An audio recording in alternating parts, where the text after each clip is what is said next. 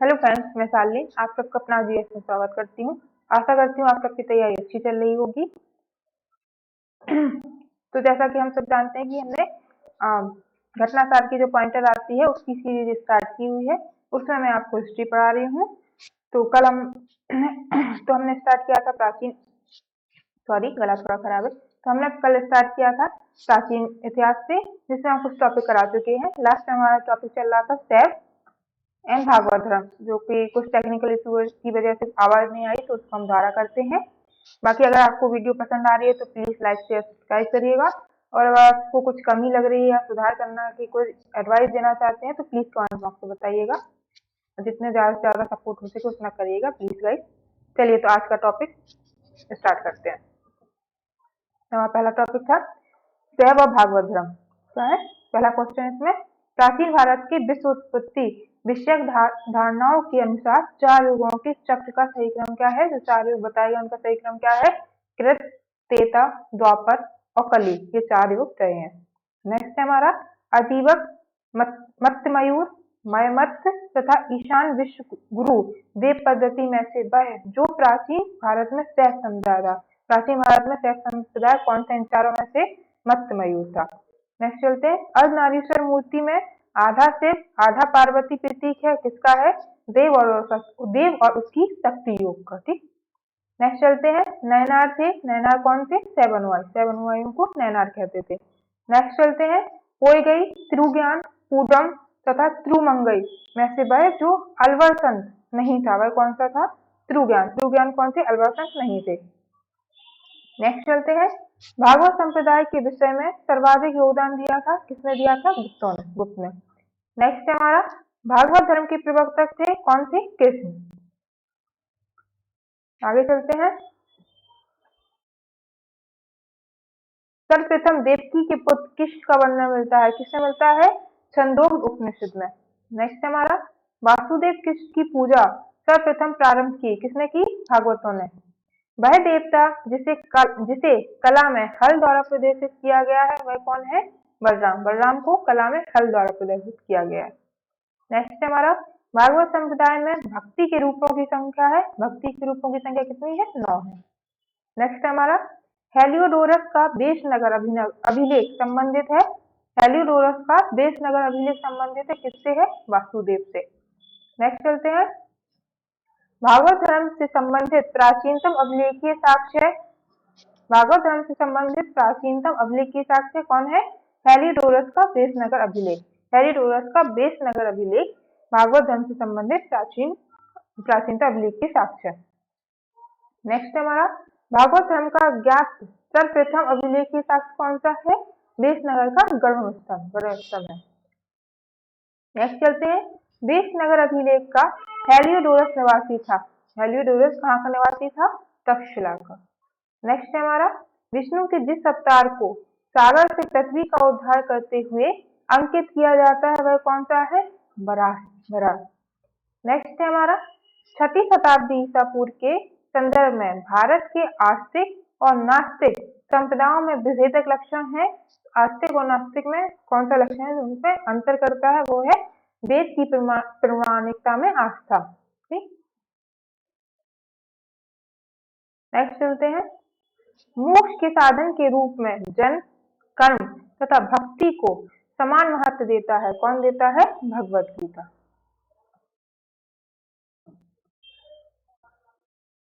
आगे चलते हैं हम। प्रस्थान त्रयी में सम्मिलित है, कौन है? उपनिषद, ब्रह्मसूत्र एवं भगवत गीता, ये तीनों प्रस्थान त्रयी में सम्मिलित हैं। नेक्स्ट है हमारा वह प्राचीन स्थल जहाँ 60,000 मुनियों की सभा में संपूर्ण महाभारत कथा का वाचन किया था, वह कौन सा है? नैमिषारण्य। वह स्थल कौन सा है? नैमिषारण्य। रामायण का वह कांड जिसमें राम और हनुमान की पहली भेंट का वर्णन है, जहाँ पे राम और हनुमान की पहली भेंट का वर्णन है, वह कौन सा कांड है? वह है किष्किंधा कांड। नेक्स्ट चलते हैं। पुरी में रथ यात्रा निकाली जाती है, इसके लिए भगवान जगन्नाथ के सम्मान में पुरी में रथ यात्रा निकाली जाती है। नेक्स्ट है नासिक के कुंभ मेला लगता है। नासिक में कुंभ मेला लगता है गोदावरी नदी के तट पर। नेक्स्ट है सुमलित है। धर्म और पवित्र स्थल। जैन धर्म का पवित्र स्थल क्या है? पावापुरी है। हिंदू धर्म का क्या है? वाराणसी है। इस्लाम धर्म का क्या है? मदीना है। ईसाई धर्म का क्या है? वेटिकन। ठीक, आगे चलते हैं।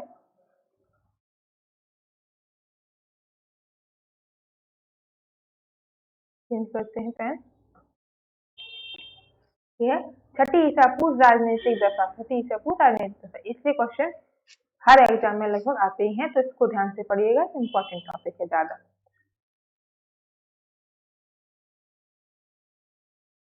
तो ये भारत के प्राचीनतम प्राप्त सिक्के चांदी के थे। जो भारत के प्राचीनतम सिक्के थे वो किस धातु के थे? चांदी के थे। सुम्बलित है राजा और उनका राज दिया हुआ, कौन से इसमें सुम्बलित है ये बताया गया है। प्रभुत प्रभुत जो राजा था वो कहाँ का था? अवंती का। उदयन जो था वो कहाँ का था? वत्स का। प्रसेनजीत है वो कहाँ के राजा थे? कौशल के। अजातशत्रु थे वो कहाँ के राजा थे? मगध। ठीक, नेक्स्ट चलते हैं। अभिलेखीय साक्ष्य से प्रकट होता है कि नंद राजा के आदेश से एक नहर खोदी गई थी। ये कहाँ पर नहर खोदी गई थी? कलिंग में। कलिंग में एक अभिलेख से प्राप्त होता है कि नंद राजा के आदेश पर एक नहर खोदी गई थी, जो कहाँ खोदी गई थी? कलिंग में। नेक्स्ट है हमारा, उज्जैन का प्राचीन काल में नाम था। उज्जैन का प्राचीन काल में क्या नाम था? क्या इस नाम से बुलाया जाता था? अवंतिका। उज्जैन का प्राचीन नाम क्या था? अवंतिका।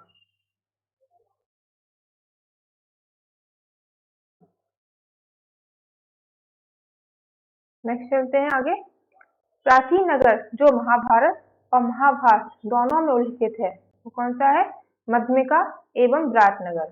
ठीक, प्राचीन नगर ये दोनों है, मध्यमिका और विराटनगर, जो महाभारत और महाभारत दोनों में उल्लिखित है। नेक्स्ट चलते हैं। पाटलिपुत्र के संस्थापक थे कौन थे? उदयन। उदयन पाटलिपुत्र के संस्थापक थे। नेक्स्ट है हमारा चंद्रगुप्त मौर्य, अशोक, चंद्रगुप्त विक्रमादित्य एवं कनिष्क में से पाटलिपुत्र को जिस शासक ने सर्वप्रथम अपनी राजधानी बनाया वह है चंद्रगुप्त। इन चारों राजाओं में से पहला कौन सा है? चंद्रगुप्त। दूसरा कौन सा है? अशोक महान। तीसरा चंद्रगुप्त विक्रमादित्य। चौथा है कनिष्क। इनमें से पाटलिपुत्र को जिस शासक ने सर्वप्रथम अपनी राजधानी बनाया था वो कौन था? चंद्रगुप्त मौर्य। नेक्स्ट चलते हैं। सर्वप्रथम पाटलिपुत्र का राजधानी के रूप में चयन किया गया था। पाटलिपुत्र के रूप में राजधानी का चयन किसने किया था? उदयन द्वारा किया गया था। ठीक, नेक्स्ट चलते हैं। उदयन वास्तुदत्ता की दंत कथा संबंधित है किससे है? उज्जैन से संबंधित। ठीक है, नेक्स्ट है हमारा प्रथम मगध साम्राज्य का उत्कर्ष हुआ था। प्रथम मगध साम्राज्य का उत्कर्ष हुआ था ईसा पूर्व 6वीं शताब्दी में हुआ था। ठीक, नेक्स्ट चलते हैं। गंधार, कंबोज, काशी तथा मगध में से वह जो ईसा पूर्व 6वीं शताब्दी में प्रारंभ में भारत का सर्वाधिक शक्तिशाली नगर था वह कौन सा था? काशी। गंधार, कंबोज, काशी और मगध, इन चारों में से ईसा पूर्व 6वीं शताब्दी में के प्रारंभ में भारत का सर्वाधिक शक्तिशाली नगर था। इन चारों में से वह कौन सा था? काशी। नेक्स्ट चलते हैं। शाक, लिच्छवी एवं योधे में से प्रारंभिक गणतंत्र में नहीं था। प्रारंभिक गणतंत्र में नहीं था, कौन था? योधे। ठीक, नेक्स्ट चलते हैं। विश्व का पहला गणतंत्र वैशाली में स्थापित किया गया था। विश्व का पहला गणतंत्र वैशाली में स्थापित किया गया था किसके द्वारा? लिच्छवियों के द्वारा। ठीक, नेक्स्ट है सुमलेन है, सही सुमलेन है, सही मिलाकर मतलब। पार्श्वनाथ जैन धर्म से संबंधित है। बिंदुसार जो है मौर्य से है। स्कंदगुप्त गुप्त से है। चेतक लिच्छवी से संबंधित है। ठीक, निकाला करते हैं इनको। पार्श्वनाथ जैन से संबंधित है। बिंदुसार मौर्य से संबंधित है। स्कंदगुप्त गुप्त से संबंधित है। चेतक लिच्छवियों से संबंधित। ठीक, नेक्स्ट चलते हैं। 16 महाजनपदों की सूची जिन प्राचीन ग्रंथों में मिलती है वे हैं अंगुत्तर निकाय एवं भगवती सूत्र में। ठीक, 16 महाजनपदों की सूची जिन प्राचीन ग्रंथों में मिलती है वे हैं अंगुत्तर निकाय एवं भगवती सूत्र में। नेक्स्ट हमारा भारत के अनुसार उत्तरी पांचाल की राजधानी स्थित थी, कहाँ स्थित थी? अहिच्छत्र में। अहिच्छत्र में महाभारत के अनुसार उत्तरी पांचाल की राजधानी स्थित थी। नेक्स्ट चलते हैं। 16 महाजनपदों के युग में मथुरा राजधानी थी। किसकी थी मथुरा राजधानी? सूरसेन। सूरसेन की राजधानी क्या थी? मथुरा। नेक्स्ट चलते हैं। चंपा राजधानी थी। किसकी थी? अंग की। अंग की राजधानी चंपा किसकी राजधानी थी? अंग की। अंग राज की राजधानी चंपा थी। नेक्स्ट है 6वीं शताब्दी ईसा पूर्व में सुक्तिमती राजधानी थी। किसकी थी? चेदी। चेदी वंश की राजधानी क्या थी? सुक्तिमती। नेक्स्ट हमारा गोदावरी नदी के तट पर स्थित महाजनपद था। कौन सा महाजनपद था? अशक। अशक क्या था? गोदावरी नदी के तट पर स्थित महाजनपद था। नेक्स्ट है हमारा मगध की प्रारंभिक राजधानी थी। मगध की प्रारंभिक राजधानी क्या थी? राजगिरह या गिरिव्रत को मगध की प्रारंभिक राजधानी कहा जाता है। नेक्स्ट है हमारा गिरिव्रत, राजगिरह, पाटलिपुत्र तथा कौशाम्बी में से वह जो मगध साम्राज्य की राजधानी नहीं रहा। इनमें से कौन सा मगध साम्राज्य की राजधानी नहीं रहा है? इनमें से कौन सा मगध साम्राज्य की राजधानी नहीं रहा है? कौशाम्बी नहीं रहा है। ठीक। नेक्स्ट है हमारा प्राचीन श्रावस्ती का नगर विन्यास है। क्या है? अर्धचंद्राकार है। ठीक। नेक्स्ट है मगध का प्रारंभिक शासक जिसने राज्यारोहण के लिए अपने पिता की हत्या एवं स्वयं इसी कारणवश अपने पुत्रों द्वारा मारा गया, वह कौन था? अजातशत्रु। उसने पहले अपने पिता बिंबिसार की हत्या की थी, फिर अपने पुत्र के द्वारा खुद मारा गया था। ये कौन था? अजातशत्रु। अजातशत्रु के वंश का नाम था हर्यक वंश। अजातशत्रु के वंश का क्या नाम था? हर्यक वंश। आगे चलते हैं।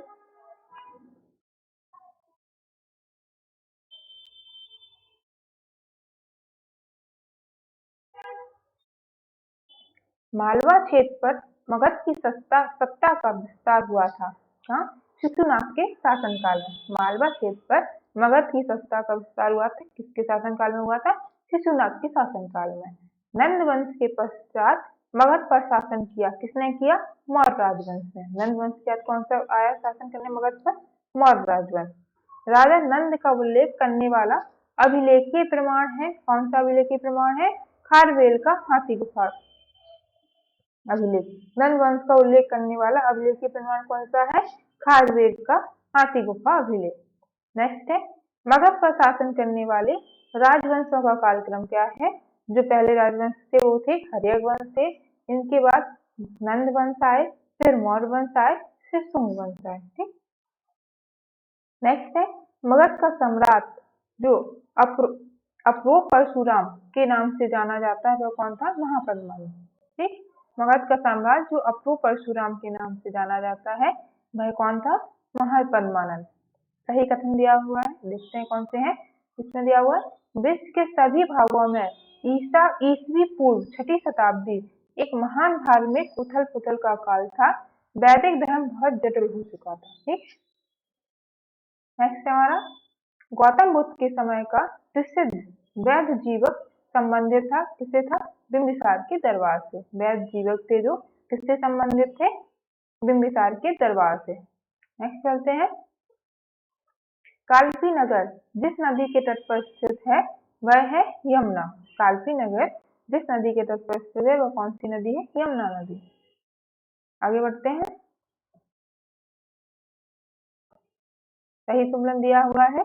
कुरु की राजधानी क्या है? इंद्रप्रस्थ। पांचाल इसकी क्या थी?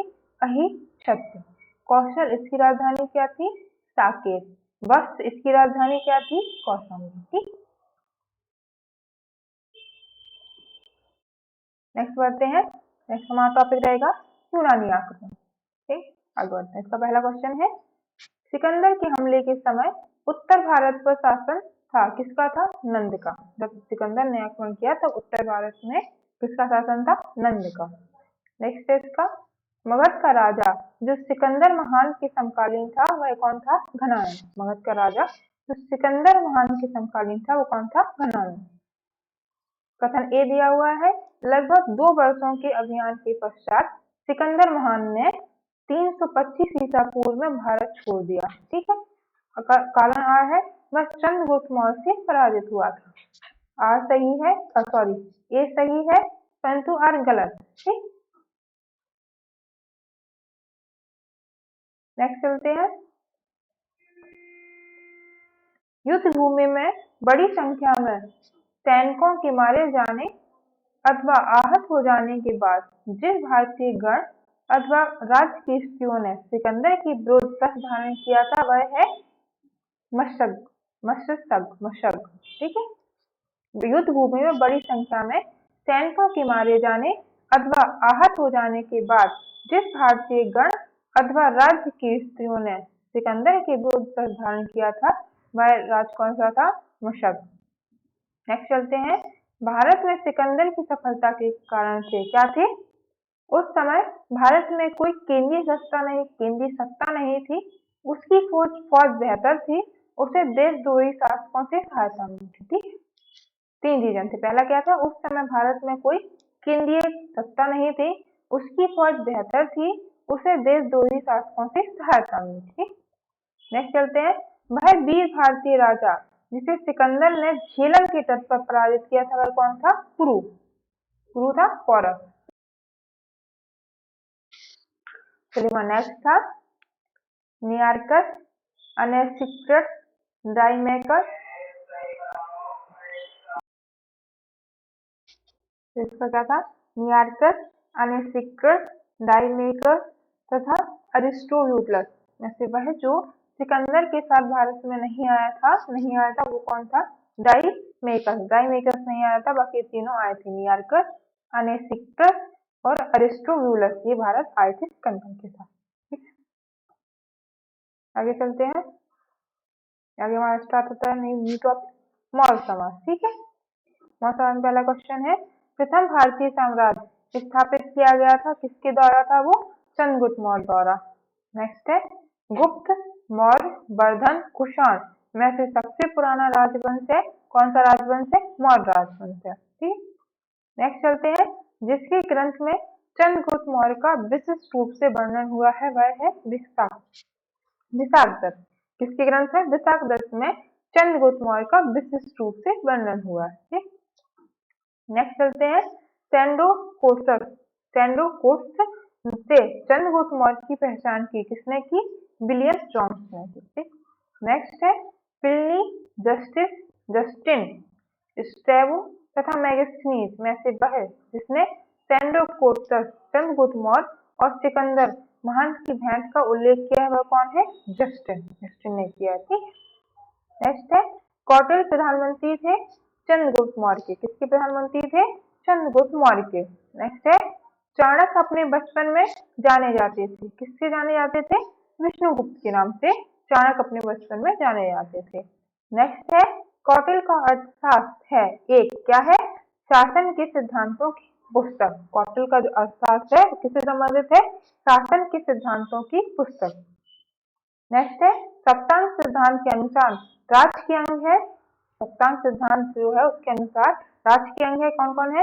राजा, अमर्त्य, जनपद, दुर्ग, कोष, सेना एवं मित्र। सॉरी गलती हो गई, मित्र। राजा, अमृत, जनपद, दुर्ग, कोष, सेना एवं मित्र। आगे बढ़ते हैं। कौटिल्य की अर्थशास्त्र में प्रकाश डाला गया है। किसमें डाला गया है? राजनीतिक नीतियों पर प्रकाश डाला गया। नेक्स्ट है मैकियावेली के प्रिंस से तुलना की जाती है। किसकी जाती है? कौटिल्य के अर्थशास्त्र की, जिससे मैकियावेली के प्रिंस से तुलना की जाती है, ठीक। डाइमेकस भारत आया था बिंदुसार के शासनकाल में। जब डाइमेकस भारत आया था तो किसका शासनकाल था? बिंदुसार का शासनकाल था। नेक्स्ट है हमारा पाटलिपुत्र में स्थित चंद्रगुप्त का महल मुख्यतः बना था। किससे बना था? लकड़ी में। जो पाटलिपुत्र में चंद्रगुप्त का महल है वो किससे बना हुआ है? लकड़ी से बना हुआ है। नेक्स्ट है हमारा जिस प्राचीन नगर के अवशेष कुम्भलहार स्थल से प्राप्त हुए हैं वह है पाटलिपुत्र। जिस प्राचीन नगर के अवशेष कुम्भलहार से प्राप्त हुए हैं जगह का नाम क्या है?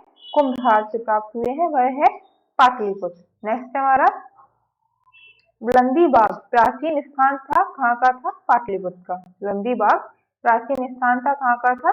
पाटलिपुत्र का था। नेक्स्ट है अशोक, चंद्रगुप्त, बिंदुसार तथा कुणाण में से मौर्य राजा जिसने दक्कन की विजय प्राप्त की थी वह कौन था? चंद्रगुप्त मौर्य। जैसे क्या है? अशोक, चंद्रगुप्त, बिंदुसार तथा कुणाल, इन चारों राजाओं में से वह कौन सा मौर्य राजा था जिसने दक्कन की विजय प्राप्त की थी? वह कौन था? चंद्रगुप्त मौर्य। नेक्स्ट चलते हैं। मालवा, गुजरात एवं महाराष्ट्र पहली बार जीता, किसने जीता था? चंद्रगुप्त मौर्य ने जीता था। किसने जीता था? चंद्रगुप्त मौर्य ने। नेक्स्ट है, वह अभिलेख जिससे यह प्रमाणित होता है कि चंद्रगुप्त का प्रभाव पश्चिम भारत पर था। वह अभिलेख कौन सा है जिससे पता चलता है कि चंद्रगुप्त का प्रभाव पश्चिम भारत पर था? वह कौन सा था? रुद्रदामन का जूनागढ़ अभिलेख। कौन था? रुद्रदामन का जूनागढ़ अभिलेख था, जिससे पता चलता है कि चंद्रगुप्त का प्रभाव पश्चिम भारत पर था। नेक्स्ट चलते हैं। गुजरात चंद्रगुप्त मौर्य के साम्राज्य में सम्मिलित था, यह प्रमाणित होता है, किससे प्रमाणित होता है? रुद्रदामन के जूनागढ़ अभिलेख से प्रमाणित होता है कि जो गुजरात था वो भी चंद्रगुप्त मौर्य के साम्राज्य में सम्मिलित था। नेक्स्ट है सेल्यूकस, जिनको अलेक्जेंडर द्वारा सिंध एवं अफगानिस्तान का प्रशासक नियुक्त किया गया था, को हराया था। सेल्यूकस को किसने हराया था? चंद्रगुप्त मौर्य ने हराया था। और ये सेल्यूकस कौन था? ये था अलेक्जेंडर द्वारा सिंध एवं अफगानिस्तान का प्रशासक नियुक्त किया गया था। ठीक है। नेक्स्ट चलते हैं। चंद्रगुप्त मौर्य ने सेल्यूकस को पराजित किया था। किस टाइम पराजित किया था? कौन सी सन था वो? 305 ईसा पूर्व में चंद्रगुप्त मौर्य ने सेल्यूकस को पराजित किया था। ठीक है। अब चलते आगे।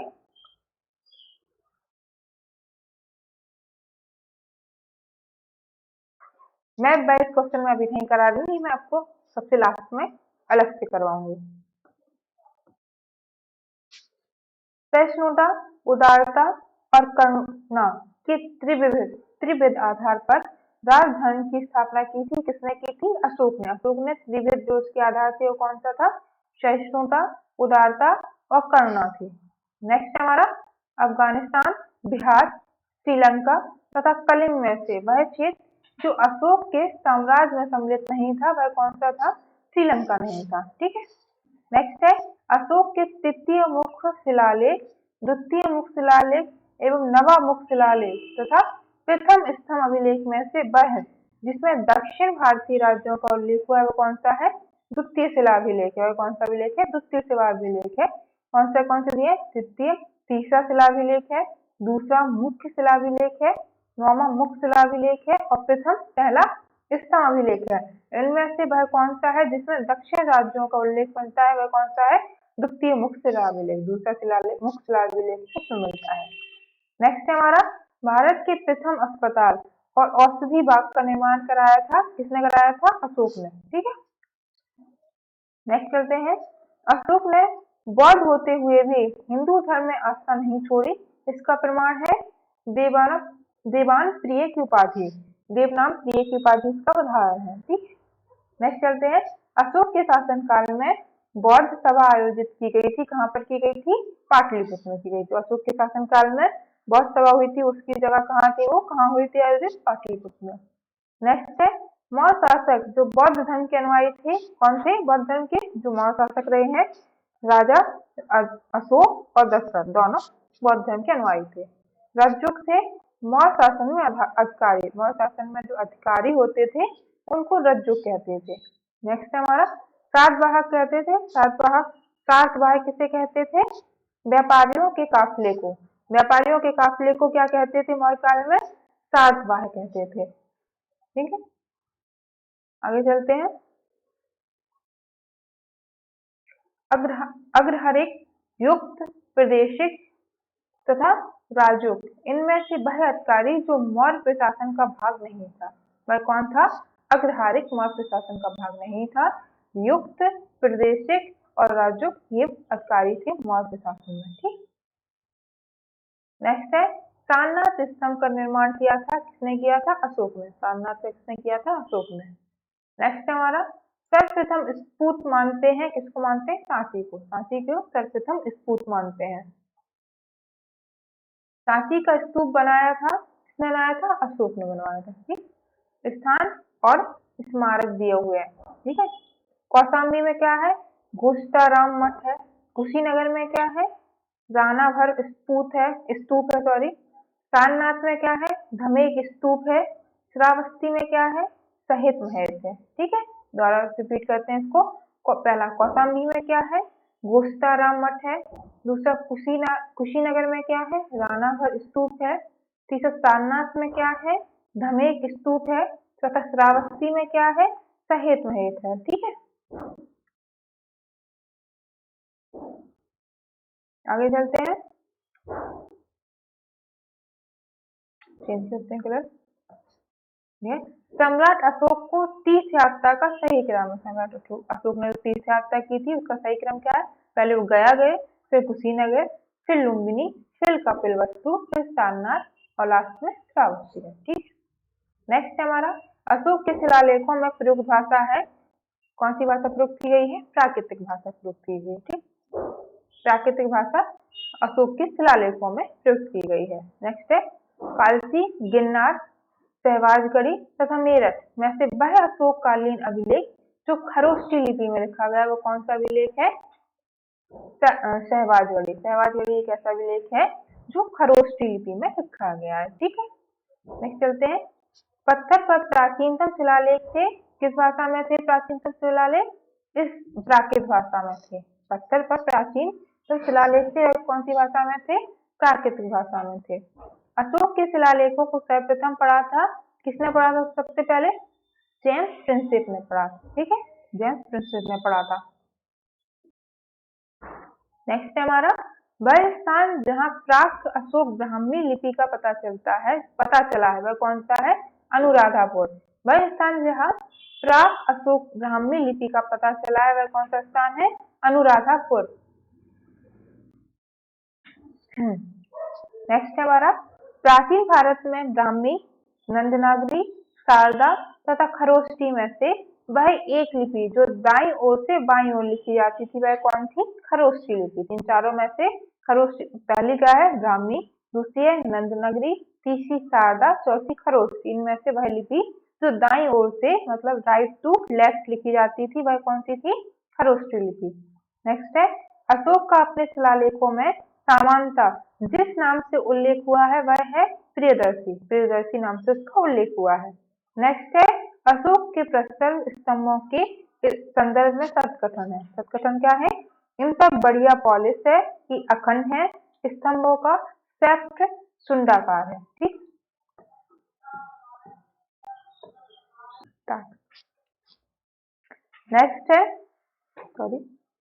नेक्स्ट है मास्की, गुर्जरा, नेक्टर एवं उडेगोलन में से वह एक अभिलेख जिसमें अशोक के व्यक्तिगत नाम का उल्लेख मिलता है वह कौन सा है, मास्की। मास्की अभिलेख एक ऐसा अभिलेख है जिसमें अशोक के व्यक्तिगत नाम का उल्लेख मिलता है। ठीक, नेक्स्ट चलते हैं, अशोक का रुमनदेही स्तंभ संबंधित है, किससे है, बुद्ध के जन्म से। बुद्ध के जन्म से अशोक का कौन सा स्तंभ का संबंध है, रुमनदेही स्तंभ का संबंध है। नेक्स्ट है, गुर्जरा लघु शिलालेख जिसमें अशोक का नामोल्लेख किया गया है, स्थित है, कहाँ स्थित है, मध्य प्रदेश के दतिया जिले में स्थित है गुर्जरा लघु शिलालेख। ठीक है, नेक्स्ट है, केवल वह स्तंभ जिसमें अशोक ने स्वयं को मगध का सम्राट बताया वह कौन सा है, भब्रू स्तंभलेख। एकमात्र ऐसा स्तंभलेख है जिसमें अशोक ने स्वयं को मगध का सम्राट बताया है वह कौन सा है, भब्रू स्तंभलेख, भब्रू स्तंभ। नेक्स्ट है, कालसी प्रसिद्ध है, कालसी किसके लिए प्रसिद्ध है, अशोक के शिलालेख के कारण। नेक्स्ट चलते हैं, उत्तराखंड में सम्राट अशोक के शिलालेखों की एक प्रति मिली थी, कहाँ मिली थी वो, कालसी में मिली थी, कालसी का उत्तराखंड।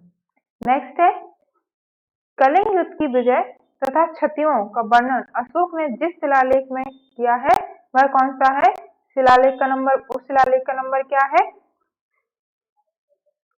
13। ठीक है, उस शिलालेख का नंबर क्या है, 13वां शिलालेख।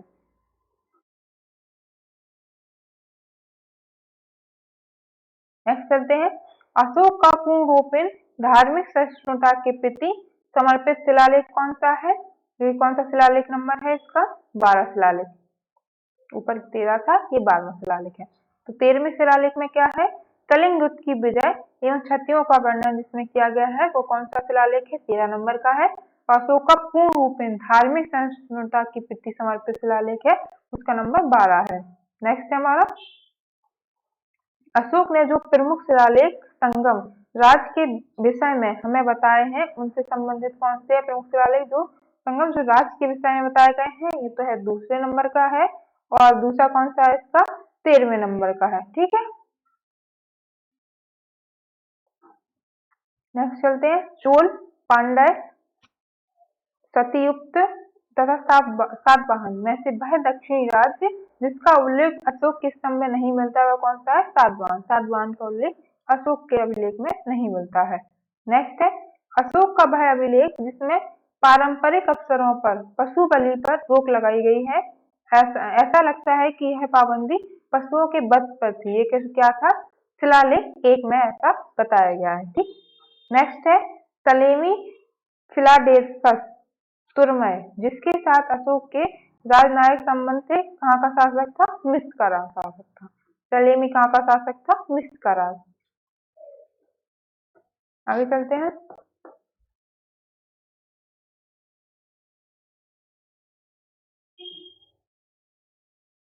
चोल, गुप्त, मौर्य तथा पल्लव में से वह राजवंश जिसके शासकों के सुदूर देशों जैसे सीरिया एवं मिस्र के साथ राजनयिक संबंध थे वे कौन थे? मौर्य के थे राजनयिक संबंध। ठीक है, किसके साथ थे? सीरिया एवं मिस्र के साथ।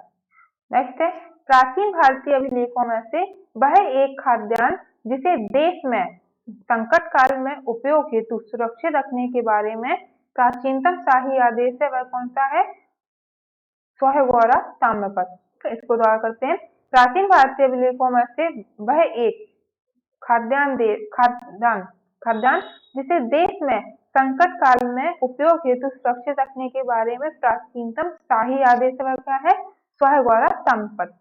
कथन ए, अशोक ने कलिंग को मौर्य साम्राज्य में जोड़ लिया। ठीक है, कारण आर है इसका कारण कलिंग दक्षिण भारत को जाने वाले स्थलीय एवं समुद्री मार्गों को नियंत्रित करता था। कथन ए और कारण आर दोनों सही हैं और आर एक ही सही व्याख्या करता है। अशोक ने कलिंग को मौर्य साम्राज्य क्यों जोड़ा था? क्योंकि कलिंग दक्षिण भारत को जाने वाले स्थलीय एवं समुद्री मार्गों पर नियंत्रण करना चाहता था, इसलिए उसने जोड़ लिया था कलिंग को अपने राज्य में। नेक्स्ट है, मौर्यकालीन शासकों ने धार्मिक आधार पर भू अनुदान नहीं दिया था। ठीक है, भू अनुदान के विरुद्ध कृषकों ने विरोध किया था। ये सही है, परंतु आर गलत है। भू अनुदान के विरुद्ध कृषकों ने विद्रोह नहीं किया था, जबकि पहला इसमें सही है। मौर्यकालीन शासकों ने धार्मिक आधार पर भू आंदोलन नहीं दिया।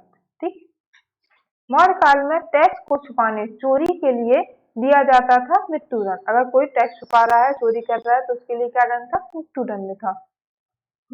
आगे बढ़ते हैं, प्रसिद्ध यूनानी राजदूत मैक्सिमीनियस भारत में आए थे चंद्रगुप्त मौर्य के दरबार में आए थे। किसके दरबार में आए थे? चंद्रगुप्त मौर्य के दरबार में। मैक्सिमीनियस ने अपने ग्रंथ इंडिका में भारतीय साम्राज्य को विभाजित किया था 7 श्रेणियों में। कितनी श्रेणियों में विभाजित किया था? 7 श्रेणियों में। नेक्स्ट चलते हैं, अर्थशास्त्र, मुद्रा राक्षस मैक्सिमीनियस की इंडिका तथा वायु पुराण में से वह स्रोत जिसमें उल्लिखित है कि प्राचीन भारत में दासता नहीं थी, वह कौन सी है? मैक्सिमीनियस की इंडिया में बताया गया है कि प्राचीन भारत में दास प्रथा नहीं थी। नेक्स्ट है, वह स्रोत जिसमें पाटलिपुत्र के प्रशासक का वर्णन उपलब्ध है वह कौन सी बुक है? इंडिका। इंडिका में उपलब्ध है। नेक्स्ट है, वह स्रोत जो मौर्यों के नगर प्रशासन का विस्तृत विवरण प्रस्तुत करता है वह कौन करता है? मैक्सिमीनियस की इंडिया। ठीक है, नगर प्रशासन का विस्तृत विवरण प्रस्तुत करती है। नेक्स्ट है, मैक्सिमीनियस की पुस्तक का नाम है इंडिका। मैक्सिमीनियस की पुस्तक का नाम क्या है? इंडिका। मौर्य नरेशों ने विकास किया था, क्या किया था? संस्कृति, कला व साहित्य का, प्रांतीय विभाजन का, हिंदकुश तक साम्राज्य। ठीक है, 3 कैसे संस्कृति, कला व साहित्य का विकास किया था, प्रांतीय विभाजन किया था इन्होंने, और हिंदकुश तक साम्राज्य को विस्तार किया था। भाग एवं बलि थे। भाग और बलि क्या थे मौर्य काल में? राजस्व के स्रोत थे। राजस्व के स्रोत क्या थे? भाग और बलि। आगे चलते हैं। मौर्य काल में भूमि कर, जो कि राज्य की आय का मुख्य स्रोत था, एकत्रित किया जाता था। कहाँ से किया जाता था? एकत्रित किया जाता था। उसको क्या कहते थे? सीताध्यक्ष। सीताध्यक्ष कहते थे, जो कि भूमि कर था। ठीक है। नेक्स्ट है, मौर्य काल में सीता से तात्पर्य है राज्य की भूमि से प्राप्त आय। राज्य की भूमि से जो प्राप्त आय होती थी उसको सीता कहते थे। नेक्स्ट है, मौर्य मंत्री परिषद में राजस्व इकट्ठा करने से संबंधित था। क्या था? समहर्ता। कौन राजस्व मंत्री? मौर्य काल में जो मंत्री परिषद थी उसमें जो राजस्व इकट्ठा करता था उसको क्या कहते थे? समहर्ता कहते थे। मौर्य युगीन अधिकारी जो तौल माप का प्रभावी होता था वो कौन कहलाता था? जो तौल और माप को करता था वो पोताध्यक्ष कहलाता था। पोतक अध्यक्ष कहलाता था, जो तौल और माप का काम करता था। नेक्स्ट है, नेक्स्ट क्या है? पंकुद सन्निधि रोधे, मौर्य प्रशासन द्वारा लिए जाने वाला जुर्माना था। किस लिए जुर्माना लिया जाता था? ये सड़क पर कीचड़ फैलाने पर। सड़क पर कोई कीचड़ फैलाता था तो उससे पंकोद पंकोदकसनिधिरोधे मौर्य प्रशासन द्वारा लिया जाने वाला जुर्माना था, जो कि अगर कोई सड़क पर कीचड़ फैलाता था तो उससे लिया जाता। नाम भी देखेंगे तो इससे आपको इजीली आइडिया लग जाएगा, पंकोद। ठीक है। नेक्स्ट है, मौर्य काल में शिक्षा का सर्वाधिक प्रसिद्ध केंद्र था। क्या था? तक्षशिला। मौर्य काल में शिक्षा का सर्वाधिक प्रसिद्ध केंद्र क्या था? तक्षशिला था इसका प्रसिद्ध केंद्र। आगे चलते हैं।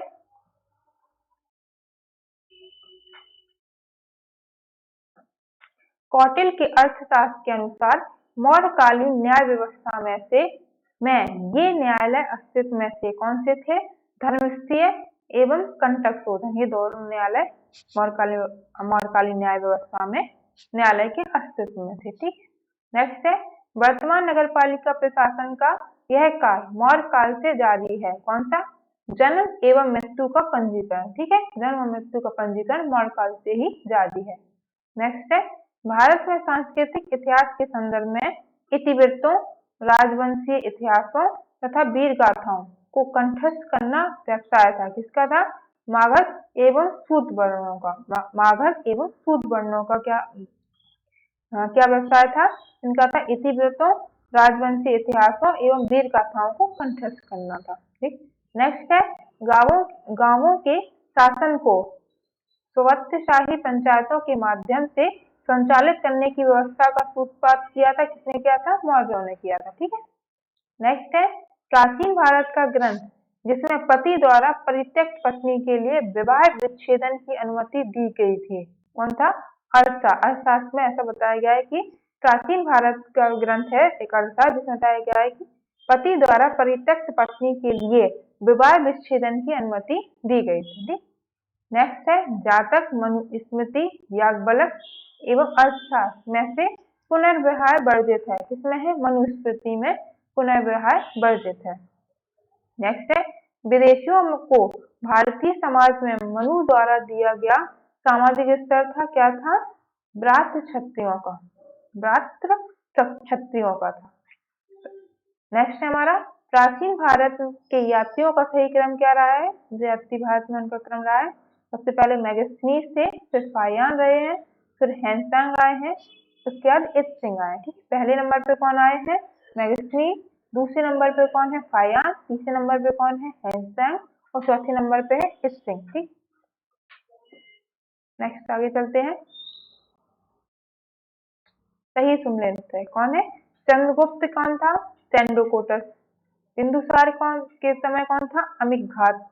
अशोक कौन था? प्रियदर्शी। और चाणक्य को क्या था? विष्णुगुप्त। नाम ये इनके नाम दिए गए हैं, नाम। ठीक है। चंद्रगुप्त को क्या कहते थे? सेंडोकोटस। बिंदुसार को क्या कहते थे? अमितघात। अशोक क्या था? प्रियदर्शी। और चाणक्य क्या था? विष्णुगुप्त। ठीक। अंतिम मौर्य सम्राट कौन था? बृहदत्त। बृहदत्त कौन था? अंतिम मौर्य सम्राट था। नेक्स्ट दिया सही कथन दिया। क्या है सही कथन? अंतिम मौर्य शासक बृहदत्त की हत्या उसके प्रधान सेनापति पुष्यमित्र शुंग ने की थी। अंतिम शुंग राजा देवभूति की हत्या उसके ब्राह्मण मंत्री वासुदेव कर्ण ने की थी और उसने राज सिंहासन हत्या लिया। अंत में कर्ण राजवंश के अंतिम शासक को अंतिम अंतिम शासक को पद वंचित किया। ठीक है, क्या है, अंतिम मौर्य शासक बृहदत्त की हत्या उसके प्रधान सेनापति पुष्यमित्र शुंग ने की थी और अंतिम शुंग राजा देवभूति की हत्या उसके ब्राह्मण मंत्री वासुदेव कर्ण ने कर दी थी और उसने राज सिंहासन हत्या लिया था। ठीक है, अंत ने कर्ण राजवंश के अंतिम शासक को पद वंचित किया था। ठीक, नेक्स्ट है, ईसवी सन के पूर्व की कुछ सदियों में गिरनार क्षेत्र में जल संसाधन व्यवस्था की ओर ध्यान दिया। किसने दिया?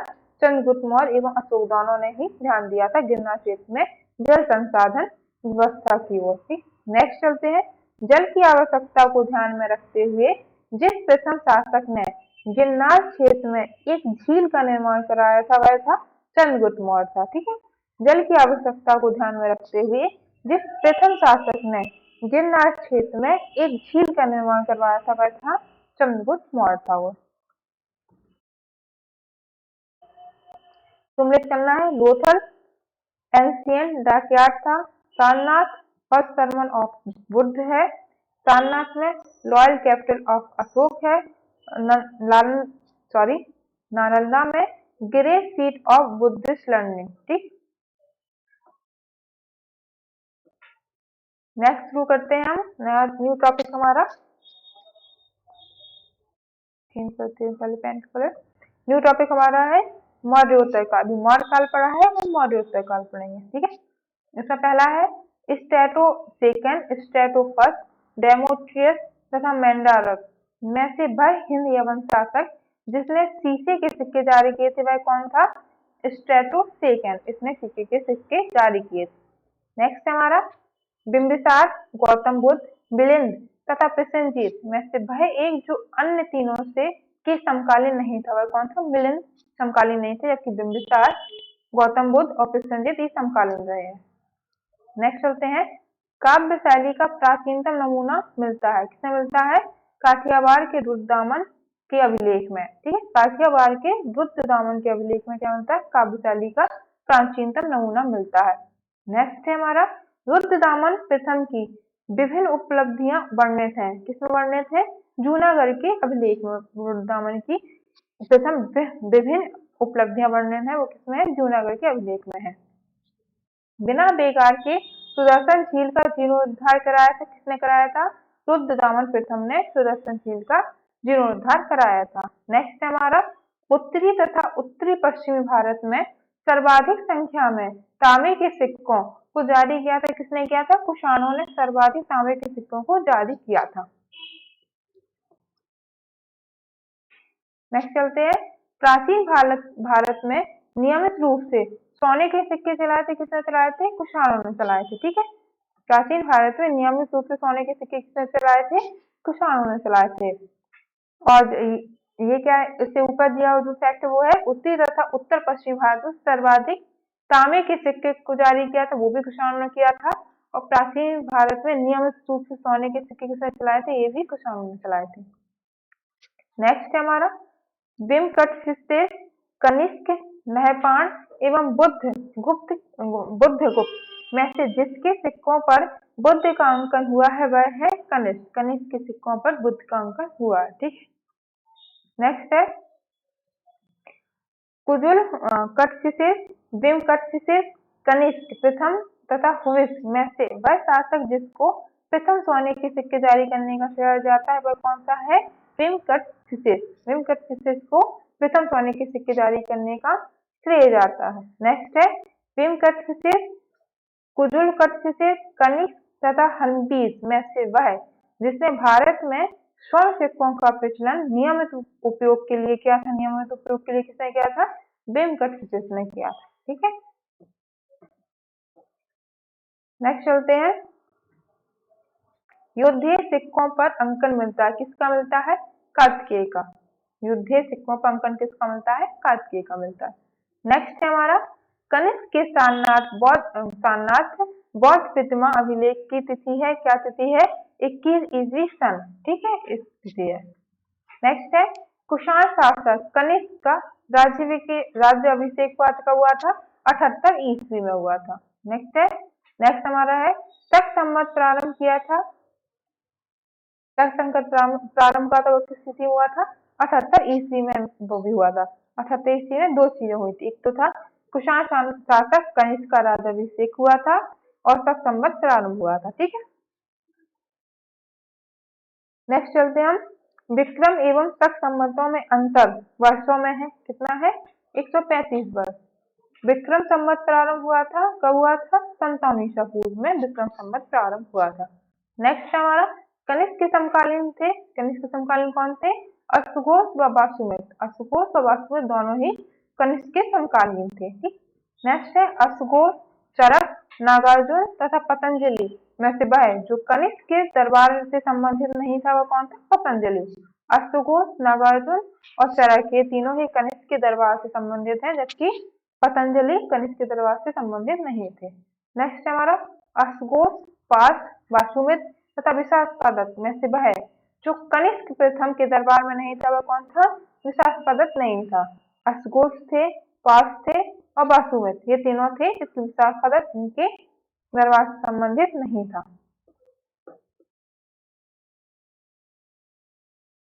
नेक्स्ट चलते हैं श्रावस्ती श्रावस्ती, कौशाम्बी, पाटलिपुत्र तथा चंपा नगरों में से कनिष्क के जब तक अभिलेख में उल्लेख नहीं है। श्रावस्ती, कौशाम्बी, पाटलिपुत्र तथा चंपा इन चारों नगरों में से कौन सा ऐसा नगर है जिसका कनिष्क के जब तक अभिलेख में उल्लेख नहीं है? कौन सा नगर है?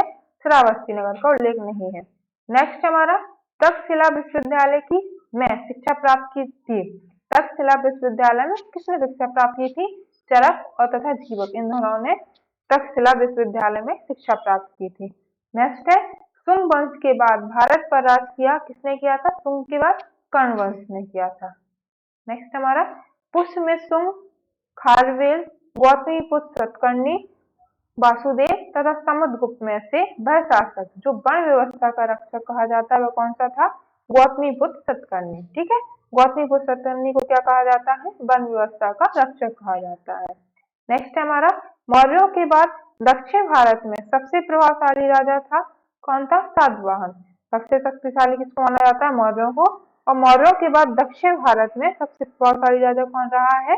सातवाहन रहा है। सिमुक संस्थापक था, किस वंश का संस्थापक था सिमुक? सातवाहन वंश का संस्थापक था। ठीक, नेक्स्ट चलते हैं चीनी जनरल जिसने कनिष्क को हराया था वह कौन था? पांचाऊ। ठीक है, पांचाऊ एक चीनी जनरल था जिसने कनिष्क को हराया था। ठीक, नेक्स्ट चलते हैं गुप्त वंश, मौर्य वंश, कुषाण वंश में से वह वंश जिसके साम्राज्य की सीमाएं भारतीय उपमहाद्वीप के बाहर तक फैली हुई थी वह कौन सा साम्राज्य था? कुषाण वंश। कुषाण वंश की सीमाएं भारतीय उपमहाद्वीप के बाहर भी फैली हुई थी। बाल विवाह की प्रथा आरंभ हुई थी किस काल में हुई थी? कुषाण काल में। ठीक है, बाल विवाह की प्रथा आरंभ हुई थी कहाँ हुई थी? कुषाण काल में। नेक्स्ट आगे चलते हैं। कला की गंधार शैली फली फूली है किसके समय में फली फूली है? कुषाणों के समय में कला की गंधार शैली, कौन सी शैली? गंधार शैली फली फूली है। सुमलित है क्या है? राजवंश और राज्यों की सिक्कों की धातुएं कौन सी है? कुषाण में कौन सी चलती थी? कुषाण में जो सिक्कों की धातुएं थी वो थी स्वर्ण एवं ताम्र। गुप्त काल में कौन सी थी? स्वर्ण एवं रजत। सातवाहन में कौन सी थी? सीसा एवं पोटीन। और कलचुरी राज में क्या थी? स्वर्ण, रजत एवं ताम्र। एक बार देखते हैं इसको। कुषाण में क्या थी? स्वर्ण एवं ताम्र। गुप्त में क्या थी? स्वर्ण एवं रजत। सातवाहन में क्या थी? सीसा एवं पोटीन। कुलचरी राज में क्या थी? स्वर्ण, रजत तथा ताम्र। ठीक, नेक्स्ट है अफगानिस्तान का बामियान प्रसिद्ध था, किससे प्रसिद्ध था अफगानिस्तान का बामियान? बुद्ध प्रतिमा के लिए। ठीक, नेक्स्ट है हमारा जो कला शैली भारतीय और यूनानी ग्रीक आकृति का सम्मिश्रण है उसे कहते हैं गंधार। ठीक, जो शैली भारतीय और यूनानी, भारतीय और ग्रीक, यूनानी ग्रीक कहते हैं, ग्रीक आकृति का मिश्रण है वो कौन सी कला है? गंधार कला है। नेक्स्ट है वह मूर्ति कला जिसमें सदैव हरित स्तरित चट्टान या शिष्ट का प्रयोग माध्यम के रूप में होता है वो कौन सी शैली है? गंधार मूर्ति कला। ठीक, नेक्स्ट है हमारा प्राचीन काल में भारत पर आक्रमण के संबंध में सही कालक्रम क्या है? पहले जो विदेशियों ने आक्रमण किया उसका सही कालक्रम कौन सा है? पहले यूनानी थे, शक थे, फिर कुषाण थे। ठीक है, प्राचीन काल में भारत पर आक्रमण के संबंध में सही क्या था? पहले यूनानी आए, फिर शाकाय, फिर कुषाण आए। नेक्स्ट आगे चलते हैं हम। नेक्स्ट है पहला ईरानी शासक जिसने भारत के कुछ भाग को अपने अधीन कर लिया था वह कौन था? डैरियस प्रथम। पहला ईरानी शासक था जिसने भारत के कुछ भागों को अपने अधीन कर लिया था वह कौन था? डैरियस प्रथम। नेक्स्ट है चालुक्य, पल्लव, राष्ट्रकूट तथा सातवाहन राजवंशों में से सबसे पुराना राजवंश कौन सा था? सातवाहन था। ठीक। नेक्स्ट है हमारा आंध्र सातवाहन राजाओं की सबसे लंबी सूची मिलती है किससे मिलती है? मत्स्य पुराण में। मत्स्य पुराण में आंध्र सातवाहन राजाओं की सबसे लंबी सूची मिलती है हमें। नेक्स्ट चलते हैं सातवाहनों की राजधानी अवस्थित थी, कहाँ अवस्थित थी? अमरावती एवं प्रतिष्ठान। सातवाहन की जो राजधानी थी वो कहाँ थी? अमरावती एवं प्रतिष्ठान में। ठीक। नेक्स्ट आगे चलते हैं। नेक्स्ट हमारा एका ब्राह्मण प्रयुक्त हुआ है, कहाँ प्रयुक्त हुआ है? गौतमीपुत्र सप्तकर्णी के लिए क्या प्रयुक्त हुआ है? एका ब्राह्मण। ठीक। नेक्स्ट है कथन ए दिया हुआ है कुषाण फारस की खाड़ी और लाल सागर से होकर व्यापार करते थे। ठीक। और कारण दिया उसका उनकी सुसंगठित नौसेना उच्च कोटि की थी। ये तो सही है परंतु आर गलत है, उनकी नौसेना उच्च कोटि की नहीं थी। बाकी ए कथन ए सही है कि कुषाण फारस की खाड़ी और लाल सागर से होकर व्यापार करते थे। ठीक। नेक्स्ट देखते हैं राजा खारवेल का नाम जुड़ा है, किससे जुड़ा है? हाथी गुफा लेख के साथ। ठीक है। हाथी गुफा लेख के साथ किस राजा का नाम जुड़ा हुआ है? राजा खारवेल का। नेक्स्ट है अशोक, हर्ष, पुलकेशन द्वितीय एवं खारवेल में से वह जो जैन धर्म का संरक्षक था वह कौन था? खारवेल। कौन था? खारवेल जो है वो जैन धर्म का संरक्षक रहा है। कौन सा? खारवेल। नेक्स्ट है कलिंग नरेश खारवेल संबंधित था, किससे संबंधित था? चेदी वंश से। खारवेल राजा था वो उसका वंश कौन सा था? चेदी वंश था। नेक्स्ट है दशरथ, जयद्रथ, खारवेल तथा हुइस्क राजाओं में से वह जिसका जैन धर्म के प्रति भारी झुकाव था, किसका था? खारवेल का। नेक्स्ट है हमारा पूर्वी रोमन शासक जस्टिनियन का सर्वाधिक महत्वपूर्ण योगदान था, किसमें था? विधि में। ठीक है। पूर्वी रोमन शासक जस्टिनियन का सर्वाधिक महत्वपूर्ण योगदान था, किसमें था योगदान? विधि में। तो नेक्स्ट चलते हैं, हमारा नेक्स्ट टॉपिक है गुप्त एवं गुप्तोत्तर युग। ठीक है। इसका पहला है गुप्त वंश ने शासन किया, कहाँ किस अवधि में इन्होंने शासन किया? 319 से 500 ईस्वी अवधि के बाद इन्होंने शासन किया। नेक्स्ट है 4 अश्वमेधों का संपादन किया था, किसने किया था? प्रवरसिंह प्रथम ने। क्या किया था उन्होंने? 4 अश्वमेधों का संपादन किया था, किसने किया था? प्रवरसिंह प्रथम ने। नेक्स्ट है भारत का नेपोलियन कहा जाता है, भारत का नेपोलियन किसे कहा जाता है? समुद्रगुप्त को। नेक्स्ट है गुप्त राजा देवदत्त का एक अन्य नाम था, देवगुप्त का एक अन्य नाम क्या था? चंद्रगुप्त द्वितीय था। ठीक। नेक्स्ट प्रथम गुप्त शासक जिसने परम भागवत की उपाधि धारण की थी, किसने की थी? चंद्रगुप्त द्वितीय ने। क्या किया था इन्होंने? परम भागवत की उपाधि धारण की थी। नेक्स्ट इलाहाबाद स्तंभ अभिलेख संबंध है, किससे संबंधित है? चंद्रगुप्त से, समुद्रगुप्त से संबंधित है। कौन सा अभिलेख है? स्तंभ अभिलेख संबंध है। नेक्स्ट प्रयाग सुशस्ती जानकारी देती है किसकी? कुमारगुप्त के सैन्य अभियान के बारे में। ठीक है। विराट सुशस्ती जानकारी देती है किसके बारे में? कुमारगुप्त के सैन्य अभियान के बारे में। नेक्स्ट समुद्रगुप्त के प्रयाग सुशस्ती वाले स्तंभ पर लेख मिलता है, किसका मिलता है लेख? जहांगीर का। जहांगीर का लेख समुद्रगुप्त के प्रयाग सुशस्ती वाले स्तंभ पर लेख मिलता है। ठीक है। किसका? जहांगीर का। नेक्स्ट पृथ्व्या प्रथम वीर उपाधि थी, किसने ग्रहण की थी उपाधि? समुद्रगुप्त की थी पृथ्व्या प्रथम वीर। ठीक। नेक्स्ट आगे चलते हैं। हुणों के आक्रमण से अत्यंत विचलित हुआ, कौन विचलित हुआ? गुप्त राजवंश। हुणों के आक्रमण से अत्यंत विचलित हुआ, कौन हुआ था? गुप्त राजवंश। नेक्स्ट हुणों ने भारत पर आक्रमण किया था समुद्रगुप्त के शासनकाल में। हुणों ने भारत पर आक्रमण किया था, किसके काल में किया था? समुद्रगुप्त के शासनकाल में। गुप्त शासक जिसने हुणों पर विजय प्राप्त की थी वह कौन था? स्कंदगुप्त। गुप्त शासक जिसने हुणों पर विजय प्राप्त की थी वह कौन सा था? स्कंदगुप्त। नेक्स्ट, वह अभिलेख जिससे ज्ञात होता है कि स्कंदगुप्त ने हुणों को पराजित किया था वह कौन सा अभिलेख है जिससे प्राप्त होता है? भीतरी स्तंभ लेख। भीतरी स्तंभ लेख, इससे हमको पता चलता है कि स्कंदगुप्त ने हुणों को पराजित किया था। नेक्स्ट, गुप्त साम्राज्य के पतन के विभिन्न कारण थे जो है निम्नलिखित। पहला क्या है? हुण आक्रमण हुआ था, प्रशासन का सामंती ढांचा था, उत्तरवर्ती गुप्तों का बौद्ध धर्म स्वीकार करना था और अयोग्य उत्तराधिकारी थे। ठीक है, ये 5 कारण इनके थे। 4 कारण थे। पहला क्या था? हुण आक्रमण था। दूसरा, प्रशासन का सामंती ढांचा था। तीसरा, उत्तरवर्ती गुप्तों का बौद्ध धर्म स्वीकार करना था। चौथा क्या था? अयोग्य उत्तराधिकारी। ठीक, नेक्स्ट चलते हैं। तक विजेता के रूप में जाना जाता है, किसे जाना जाता है? चंद्रगुप्त द्वितीय को। चंद्रगुप्त द्वितीय को किस रूप में जाना जाता है? तक विजेता के रूप में। ठीक, नेक्स्ट आगे चलते हैं हम।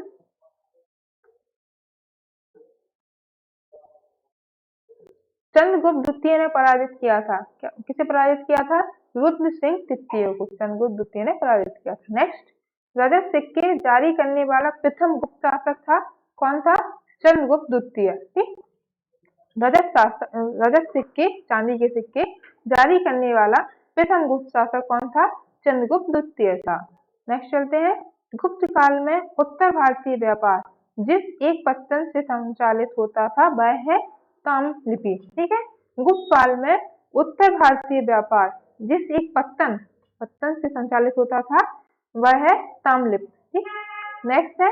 भारत के दक्षिण पूर्व एशिया के साथ अपने आरंभिक सांस्कृतिक संपर्क तथा व्यापारिक संबंध बंगाल की खाड़ी के पार बना रखे थे, क्योंकि बंगाल की खाड़ी में चलने वाली मानसूनी हवाओं ने समुद्री यात्राओं को सुगम बना दिया था। ठीक है, नेक्स्ट चलते हैं। प्राचीन भारत में देश की अर्थव्यवस्था में अत्यंत महत्वपूर्ण भूमिका निभाने वाली श्रेणी संगठन के संदर्भ में सच कथन है। क्या सच कथन है? पहले श्रेणी क्या थी, एक कंफर्म करते हैं। प्राचीन भारत में देश की अर्थव्यवस्था में अत्यंत महत्वपूर्ण भूमिका निभाने वाली श्रेणी संगठन, एक संगठन था जो भारतीय अर्थव्यवस्था में अत्यंत महत्वपूर्ण भूमिका निभाई है। इसके संदर्भ में सच कथन है, क्या है? श्रेणी ही वेतन, काम करने के नियमों, मानकों और कीमतों को सुनिश्चित करती थी। ठीक है, श्रेणी का अपने सदस्यों पर न्यायिक अधिकार होता था। ठीक है, जिसका अपने सदस्यों पर न्यायिक अधिकार भी होता था। नेक्स्ट, गुप्त काल में गुजरात, बंगाल, दक्कन एवं तमिल राष्ट्र में स्थित केंद्र संबंधित थे, किससे संबंधित थे? वस्तु उत्पादन से। ठीक है, गुजरात, बंगाल, दक्कन और एवं तमिल राष्ट्र में स्थित केंद्र संबंधित किससे थे? वस्तु उत्पादन से। नेक्स्ट चलते हैं आगे। गुप्त काल ने अपनी आयुर्विज्ञान विषयक रचना के लिए जाना जाता है। गुप्त काल में अपनी आयुर्विज्ञान विषयक रचना के लिए किसे जाना जाता है? सुश्रुत को जाना जाता है। नेक्स्ट, धन्वंतरी, भास्कराचार्य, चरक तथा सुश्रुत में से प्राचीन भारत में आयुर्वेद शास्त्र से संबंधित नहीं है। कौन नहीं है? भास्कराचार्य आयुर्वेद शास्त्र से संबंधित नहीं है। धन्वंतरी, चरक और सुश्रुत ये तीनों आयुर्वेद शास्त्र से संबंधित रखते हैं। ठीक, नेक्स्ट है। प्राचीन कालीन भारत में हुई वैज्ञानिक प्रगति के संदर्भ में सत्कथन क्या है? प्रथम शती ईस्वी में विभिन्न प्रकार के विशिष्ट सल औजारों का उपयोग आम था। 5वीं शती ईस्वी के कोण में जया का सिद्धांत ज्ञात था। 7वीं शती ईस्वी में चक्रीय चतुर्भुज का सिद्धांत ज्ञात था। ठीक है, प्रथम शती ईस्वी में क्या पता था हमको? विभिन्न प्रकार के विशिष्ट सल औजारों का उपयोग आम था। ठीक है, 5वीं शती ईस्वी में कोण की जया का सिद्धांत ज्ञात था।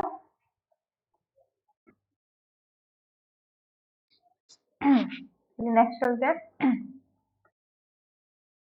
चंद्रगुप्त के 9 रत्नों में से फलित ज्योतिष से संबंधित कौन था? छपगण कौन थे? इनके 9 रत्नों में से एक रत्न थे जो फलित ज्योतिष से संबंधित थे। नेक्स्ट चलते हैं। कालिदास जिसके शासनकाल में थे वह शासक कौन था? चंद्रगुप्त द्वितीय। चंद्रगुप्त द्वितीय के शासनकाल में कालिदास थे। ठीक, नेक्स्ट, गुप्तकालीन स्वर्ण मुद्रा है। गुप्तकालीन स्वर्ण मुद्रा को क्या बोलते हैं? दीनार। दीनार किसको बोलते हैं?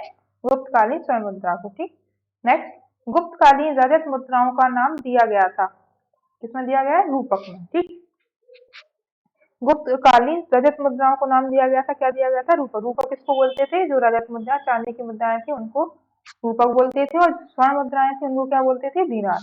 नेक्स्ट, भाईगुप्त शासक नेक्स्ट, भाईगुप्त शासक जिसने सर्वप्रथम सिक्के जारी किए थे वह कौन सा था? चंद्रगुप्त प्रथम। नेक्स्ट चलते हैं, गुप्त काल में लिखित संस्कृत नाटकों में स्त्री और सूद बोलते थे, क्या? प्राकृतिक भाषा। क्या बोलते थे? प्राकृतिक भाषा। नेक्स्ट, सती प्रथा का प्रथम अभिलेखीय साक्ष्य प्राप्त हुआ है, कहाँ से प्राप्त हुआ है? एरन से, एरन अभिलेख से सती प्रथा का प्रथम साक्ष्य अभिलेख प्राप्त हुआ है। ठीक, अभिलेखित साक्ष्य प्राप्त हुआ है। नेक्स्ट, गुप्त संवत की स्थापना की किसने की? चंद्रगुप्त एक ने। ठीक है, गुप्त संवत की स्थापना किसने की थी? चंद्रगुप्त प्रथम ने। आगे चलते हैं, सुमलित है, क्या है? सम्राट। और विरोध कौन है? अशोक। अशोक को क्या बोलते थे? प्रियदर्शन। समुद्रगुप्त को क्या है? परक्रामक, परक्रामक। ठीक है, चंद्रगुप्त द्वितीय को क्या है? विक्रमादित्य है।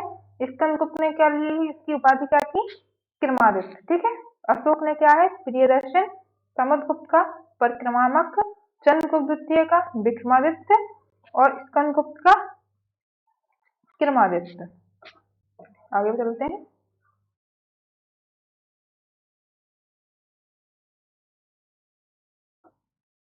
नगरों का क्रमिक पतन एक महत्वपूर्ण विशेषता थी, किसकी? गुप्त काल की विशेषता थी। ठीक, नेक्स्ट, मंदिरों एवं ब्राह्मणों को सबसे अधिक ग्राम अनुदान में दिया था, किसने? गुप्त वंश ने। गुप्त वंश ने मंदिर एवं ब्राह्मणों को सबसे अधिक ग्राम अनुदान में दिए। ठीक, नेक्स्ट है, प्राचीन भारत में वह वंश जिसका शासनकाल स्वर्ण कहा जाता है, किसका शासनकाल को स्वर्ण कहा जाता है?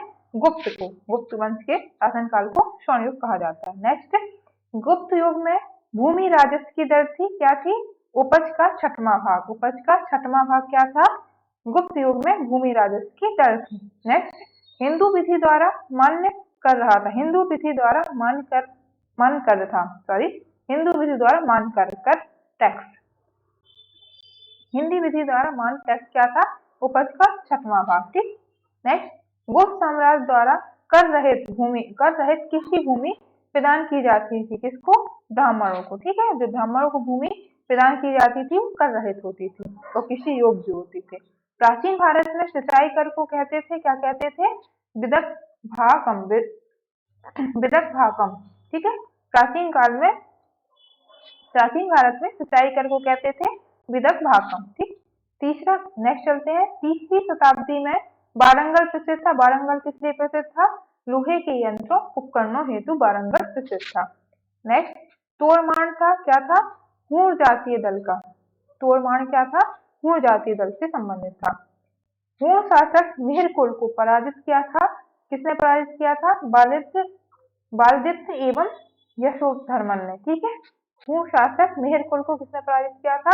बालदित्य एवं यशोधर्मन ने। ठीक, नेक्स्ट आगे चलते हैं, विशाखा दत्त की प्राचीन भारतीय नाटक मुद्रा राक्षस की विषय वस्तु है, क्या है? चंद्रगुप्त मौर्य के समय में राज दरबार की दुर्विसंधियों के बारे में। ठीक है, क्या है? विशाखा दत्त की प्राचीन भारतीय नाटक मुद्रा राक्षस जो विशाखा दत्त ने लिखा है, इसकी विषय वस्तु क्या रही है? चंद्रगुप्त के समय में राज दरबार की दुर्विसंधियों के बारे में बताया गया। ठीक है, सत्कथन है, क्या सत्कथन है? गुप्त सम्राट स्वयं के लिए दैवीय अधिकारों का दावा करते थे, पहला। उनका प्रशासन विकेंद्रीकृत था, दूसरा। और तीसरा क्या है? उन्होंने भूमि दान की परंपरा को विस्तारित किया था। ठीक है, उन्होंने भूमि दान की परंपरा को विस्तारित किया था। नेक्स्ट चलते हैं, शतरंज का खेल उद्भूत हुआ था, कहाँ से हुआ था? भारत में उद्भूत हुआ था। नेक्स्ट, शूद्रक द्वारा लिखी हुई प्राचीन भारतीय पुस्तक मृच्छकटिकम का विषय था, क्या था? एक धनी व्यापारी और एक गणका की पुत्री की प्रेम गाथा। ठीक, शूद्रक द्वारा लिखी हुई प्राचीन भारतीय पुस्तक मृच्छकटिकम का विषय था, क्या था? एक धनी व्यापारी और एक गणका की पुत्री की प्रेम गाथा था। ठीक, नेक्स्ट है, प्राचीन सांख्य दर्शन में महत्वपूर्ण योगदान है किसका है? कापिल का। ठीक है, प्राचीन सांख्य दर्शन में महत्वपूर्ण योगदान है किसका है? कापिल का। नेक्स्ट, भारत में दार्शनिक विचार के इतिहास के संबंध में सांख्य संप्रदाय से संबंधित सत्य कथन है। क्या है? सांख्य की मान्यता है कि आत्मज्ञान ही मोक्ष की ओर ले जाता है, न कि कोई बाह्य प्रभाव अथवा कारक। ठीक। नेक्स्ट है, योग दर्शन के प्रतिपादक हैं। कौन है? पतंजलि। पतंजलि योग दर्शन के प्रतिपादक थे। नेक्स्ट आगे चलते हैं। अनुस्मृति, प्रत्याहार, ध्यान तथा धारणा में से वह जो अष्टांग योग का अंश नहीं है वह कौन है? अनुस्मृति। अष्टांग योग का भाग का अंश कौन नहीं रहा है? अनुस्मृति नहीं रहा, जबकि प्रत्याहार, ध्यान और धारणा ये अष्टांग योग का अंश रहा है। नेक्स्ट चलते हैं। महाभारत के लेखक पतंजलि समसामयिक थे। किसके समसामयिक थे? पुष्यमित्र शुंग के समसामयिक थे। ठीक है। नेक्स्ट है, नव्य न्याय संप्रदाय स्कूल के संस्थापक थे। कौन थे? गंगेश। गंगेश किसके संस्थापक थे? नव्य न्याय संप्रदाय। नेक्स्ट है, जब तक जीवित रहो सुख से जीवित रहो, चाहे इसके लिए ऋण ही लेना पड़े, क्योंकि शरीर के भस्मीभूत हो जाने पर पुनरागमन नहीं हो सकता। पुनर्जन्म का निषेध करने वाली यह उक्ति है चरवाकों की। चरवाकों एक समूह रहा है, उनकी उक्ति क्या है? जब तक जीवित रहो सुख से जीवित रहो, चाहे इसके लिए ऋण ही लेना पड़े, क्योंकि शरीर में भस्मीभूत हो जाने पर पुनरागमन नहीं हो सकता। ठीक। नेक्स्ट, वैश्विक दर्शन के प्रवर्तक थे वैशेषिक दर्शन के प्रवर्तक थे। कौन थे? कणाद थे। नेक्स्ट, न्याय दर्शन के प्रवर्तक थे। कौन थे? गौतम। न्याय दर्शन के प्रवर्तक कौन थे? गौतम थे। वैशेषिक दर्शन के प्रवर्तक कौन थे? कणाद। नेक्स्ट आगे बढ़ते हैं। मीमांस के प्रणेता थे। कौन थे? जैमिनी। ठीक है, मीमांस के प्रणेता थे। कौन थे? जैमिनी। नेक्स्ट, कर्म का सिद्धांत संबंधित है। किससे है कर्म का सिद्धांत संबंधित? मीमांसा से। ठीक। नेक्स्ट, सांख्य, वैशेषिक, मीमांसा, न्याय तथा योग में से वह दर्शन जिसका मत है कि वेद शाश्वत सत्य है, ये कौन है? मीमांसा। इसका मत क्या है? कि वेद जो है वो शाश्वत सत्य है। ठीक।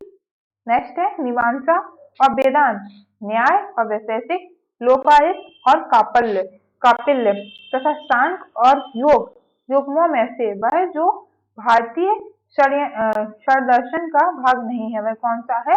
लोकायत और कापिल्य, ये भारतीय षड्दर्शन का भाग नहीं है। नेक्स्ट है, अद्वैत दर्शन के संस्थापक हैं। कौन है? शंकराचार्य। ठीक है, अद्वैत दर्शन के संस्थापक कौन रहे हैं? शंकराचार्य। इंपॉर्टेंट क्वेश्चन है जो अभी बताया जा रहा है। अद्वैत के कौन से संस्थापक रहे? शंकराचार्य। मीमांसा के प्रणेता कौन थे? जैमिनी। ये सारे अच्छे से ध्यान से पढ़िएगा। नेक्स्ट, ज्ञान, कर्म, भक्ति तथा योग में से अद्वैत वेदांत के अनुसार मुक्ति प्राप्त की जा सकती है। कैसे? ज्ञान के द्वारा मुक्ति प्राप्त की जाती है। किसके द्वारा? ज्ञान के द्वारा। ठीक। नेक्स्ट है, शंकराचार्य, अभिनव गुप्ता, रामानुज तथा माधव में से वेदांत दर्शन के साथ संबंध नहीं है। किसका संबंध नहीं है? अभिनव गुप्ता का संबंध वेदांत दर्शन के साथ नहीं है, जबकि शंकराचार्य, रामानुजन और माधव का इससे संबंध है। नेक्स्ट आगे बढ़ते हैं।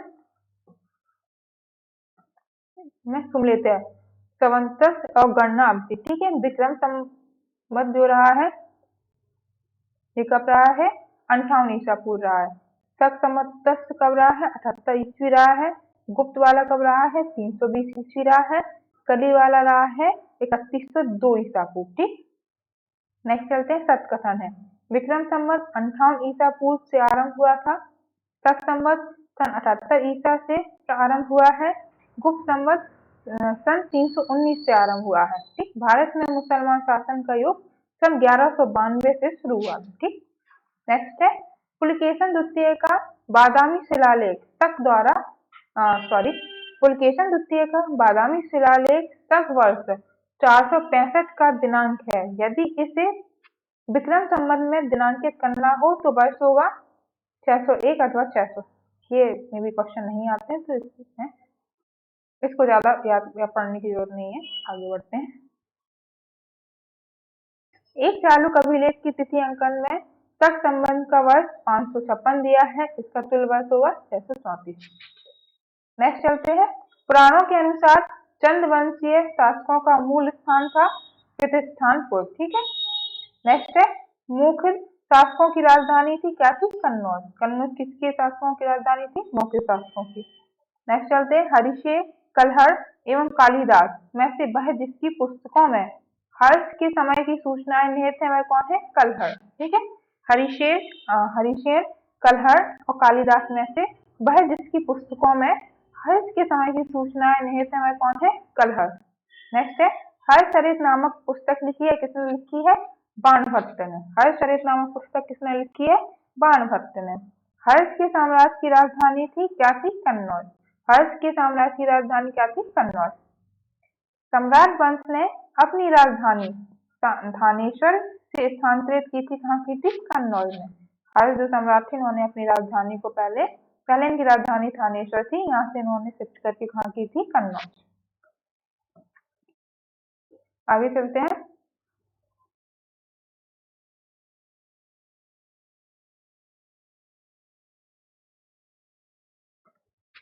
सम्राट हर्षवर्धन ने 2 महान धार्मिक सम्मेलनों का आयोजन किया था। कहाँ किया था इन्होंने? प्रयाग और कन्नौज में। ठीक है। नेक्स्ट चलते हैं। उत्तर प्रदेश में स्थित वह स्थल जहाँ हर्षवर्धन ने बौद्ध महासम्मेलन का आयोजन किया था वह कौन सा था? प्रयागराज। ठीक है। प्रयागराज में राजा हर्षवर्धन ने बौद्ध महासम्मेलन का आयोजन किया था। नेक्स्ट चलते हैं। नर्मदा नदी पर सम्राट हर्ष के दक्षिणवर्ती आगमन को रोका, किसने रोका था? पुलकेशन द्वितीय ने रोका था। ठीक है। नेक्स्ट है, हर्षवर्धन को पराजित किया था, किसने किया था? पुलकेशन द्वितीय ने इनको पराजित किया था। कवि बाण निवासी थे, किस कहाँ के निवासी थे ये? पृथ्वीकूटा जो कि औरंगाबाद में है, वहाँ के निवासी थे। नेक्स्ट है, हुइनसंग भारत आया था, किसके समय में भारत आया था? सम्राट हर्ष के शासनकाल में भारत आया था। भारत की यात्रा करने वाले चीनी यात्री युआनचांग हिनसंग को ही यात्री युआनचांग ने कहते हैं ने तत्कालीन भारत की सामान्य दशाओं और संस्कृति का वर्णन किया है। इसके संदर्भ में सही कथन है, क्या सही कथन है? देखते हैं। जहाँ तक अपराधों के लिए दंड का प्रश्न है, अग्नि, जल व विष द्वारा सत्य परीक्षा किया जाना ही किसी भी व्यक्ति को निर्दोषता अथवा दोष के निर्णय के साधन थे। ठीक है। इसका मतलब ये हुआ कि जो हिनसंग ने आए हैं, उन्होंने अपनी बुक में लिखा हुआ है कि तत्कालीन भारत की सामान्य दशाओं और संस्कृति का वर्णन किया है। कैसे वर्णन किया है? कि जो कोई अपराध करता था, किसी ने चोरी किया या किसी की हत्या की, तो उसके लिए अग्नि, जल और विष से सब परीक्षा लेनी होती थी। यही उसको निर्दोष या दोष सहित साबित करता था। ठीक। नेक्स्ट आगे बढ़ते हैं।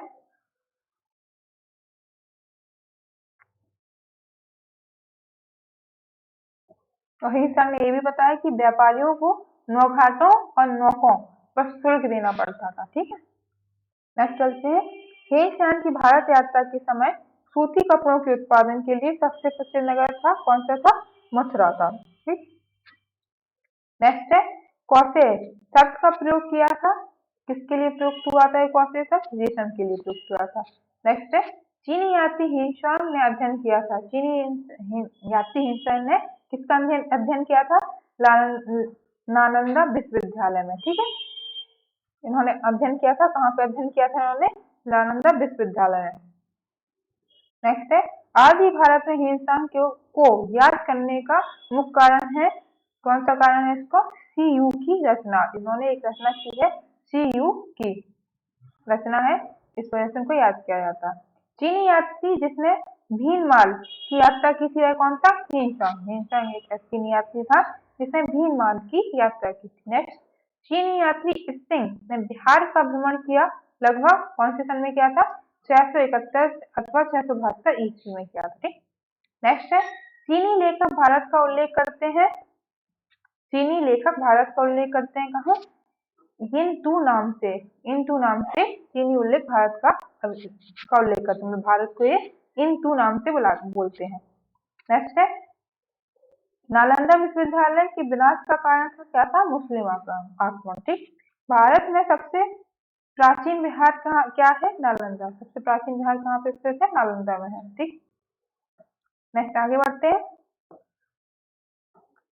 नालंदा स्थित है, कहाँ स्थित है? बिहार में। गुप्तोत्तर युग में प्रमुख व्यापारिक केंद्र था, कौन सा व्यापारिक केंद्र था इनका? कन्नौज था। ठीक। कथन ए दिया है, सामंतवाद का विकास गुप्तोत्तर काल की कृषक संरचना की प्रमुख विशेषता थी। ठीक। सामंतवाद का विकास गुप्तोत्तर काल की कृषक संरचना की प्रमुख विशेषता थी। कारण इसका दिया हुआ है, इस काल में भूस्वामी, मध्यस्थ वर्ग एवं आश्रित कृषक वर्ग अस्तित्व में आया। ठीक है। ए और आर दोनों सही है, आर ए की सही व्याख्या करता है। ठीक। नेक्स्ट आगे चलते हैं। भारतीय इतिहास के संदर्भ में सामंती व्यवस्था के अनिवार्य तथ्य बताए गए। कौन से बताए गए हैं? देखते हैं। भूमि के नियंत्रण तथा स्वामित्व पर आधारित प्रशासनिक रचना का उदय, सामंत तथा उसके अधिपति के बीच स्वामी दास संबंध का बनना। ठीक है। भूमि के नियंत्रण तथा स्वामित्व पर आधारित प्रशासनिक संरचना का उदय, सामंत तथा उसके अधिपति के बीच स्वामी दास का संबंध बनना। ठीक। कथन सत्य है। क्या कथन सत्य है? चीनी यात्री फाहियान चंद्रगुप्त द्वितीय का समकालीन था। ठीक है। चीनी यात्री जो फाहियान था तो समकालीन द्वितीय, वो समकालीन किसके था? चंद्रगुप्त द्वितीय के। चीनी यात्री हिमसंग हर्ष से मिला और उसे बौद्ध धर्म का उपासक बताया। ठीक है। तो हिमसंग थे, हर्ष के समय में आए थे और उन्होंने हर्ष को बौद्ध धर्म का उपासक बताया। ठीक। नेक्स्ट है, 8वीं शताब्दी के संत शंकराचार्य के बारे में सही कथन है। क्या कथन है? उन्होंने भारत के विभिन्न क्षेत्रों में 4 धाम स्थापित किए। ठीक है। उन्होंने, शंकराचार्य ने भारत के विभिन्न क्षेत्रों में 4 धाम स्थापित किए हैं। उन्होंने वेदांत का प्रसार किया है, शंकराचार्य ने। उन्होंने बौद्ध तथा जैन धर्मों के विस्तार पर रोक लगाई है। ठीक। आदि शंकर जो बाद में शंकराचार्य बने, उनका जन्म हुआ था, कहाँ हुआ था? केरल में हुआ था। ठीक। आदि शंकराचार्य द्वारा स्थापित 4 मठ स्थित है, कहाँ है? जोशी मठ है, द्वारका है, पुरी है, श्रृंगेरी में है। ठीक है। आदि शंकराचार्य द्वारा स्थापित 4 मठ कौन से हैं? जोशी मठ, द्वारका, पुरी, श्रृंगेरी। ठीक। सुमलित है, रवि कीर्ति, पुलकेशन द्वितीय, भवभूति, कन्नौज के अशोकवर्मन, हरिशेन, समुद्रगुप्त, दंडी, नरसिंह वर्मा। ठीक है। नेक्स्ट चलते हैं, दरबारी कवि और राजा। अमीर खुसरो किसके दरबार में थे? अलाउद्दीन खिलजी के में थे, दरबारी कवि रहे हैं, जो कि राजा अलाउद्दीन खिलजी में थे। कालिदास चंद्रगुप्त द्वितीय के समकालीन रहे, दरबारी कवि रहे हैं। हरिशेन समुद्रगुप्त के समय दरबारी कवि रहे हैं। बाणभट्ट हर्षवर्धन के समय रहे। ठीक है। तो क्या है? अमीर खुसरो किसके राजा के दरबारी कवि रहे हैं? अलाउद्दीन खिलजी के। कालिदास किस राजा के दरबारी कवि रहे हैं? चंद्रगुप्त द्वितीय के। हरिशेन किस राजा के दरबारी कवि रहे हैं? समुद्रगुप्त के। और बाणभट्ट किस राजा के दरबारी कवि रहे हैं? हर्षवर्धन के। नेक्स्ट आगे बढ़ते हैं। सुमिलित कीजिए। भोज, धार, दुर्गावती, गोंडवाना, समुद्रगुप्त प्रांतीय शासक विदिशा का और अशोक प्रांतीय शासक उज्जैन। ठीक।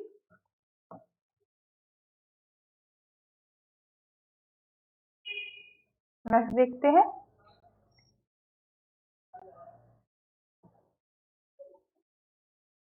खजुराहो का मातगेश्वर मंदिर समर्पित है, किसको समर्पित है? शिव को। शिव को समर्पित है। कौन सा मंदिर है? खजुराहो में स्थित है मातगेश्वर मंदिर। ठीक। कंदरिया महादेव, 64 योनि, दशावतार तथा चित्रगुप्त में से वह मंदिर जो खजुराहो में नहीं है, कौन सा है? दशावतार मंदिर खजुराहो में स्थित नहीं है। कंदरिया महादेव, 64 योनि और चित्रगुप्त ये खजुराहो में स्थित है। ठीक है। नेक्स्ट चलते हैं। खजुराहो में स्थित भीमबेटका की गुफाएं, सांची के स्तूप तथा मांडू का महल में से वह जो विश्व धरोहर स्थित स्थल वर्ल्ड हेरिटेज साइट नहीं है, कौन सा है? मांडू का महल वर्ल्ड हेरिटेज साइट स्थित नहीं है। ठीक है। खजुराहो के मंदिर को कोई वर्ल्ड हेरिटेज साइट में जगह मिली हुई है, भीमबेटका की गुफाओं को भी है और सांची के स्तूप को भी है। ठीक। भितरगांव मंदिर, ग्वालियर का तेली मंदिर, कंदरिया महादेव मंदिर तथा ओशिया मंदिर में से वह जिसका शिखर द्रविड़ शैली में बना हुआ है, वह कौन सा है? ग्वालियर का तेली मंदिर है। ठीक है। वह कौन सा मंदिर है? ग्वालियर का